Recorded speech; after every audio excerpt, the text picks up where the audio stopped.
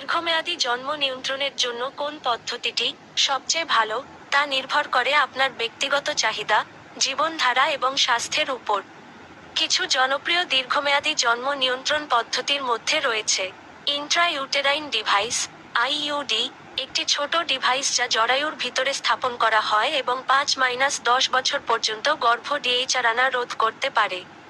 Implant, একটি ছোট rod যা আপনার বাহুর ত্বকের নিচে স্থাপন করা হয় এবং 3-5 বছর পর্যন্ত গর্ভডিএইচআরআনা রোধ করতে পারে। জন্ম নিয়ন্ত্রণ ইনজেকশন, একটি হরমোন যা প্রতি 3 মাসে ইনজেকশন করা হয় এবং গর্ভডিএইচআরআনা রোধ করে। জন্ম নিয়ন্ত্রণ প্যাচ, একটি প্যাচ যা আপনার ত্বকে প্রতি সপ্তাহে প্রয়োগ করা হয় এবং হরমোন নিঃসরণ করে যা গর্ভডিএইচআরআনা রোধ করে। জন্ম নিয়ন্ত্রণ রিং, একটি নমনীয় রিং যা আপনার যোনি নেই স্থাপন করা হয় এবং হরমোন নিঃসরণ করে যা গর্ভডিএইচআরআনা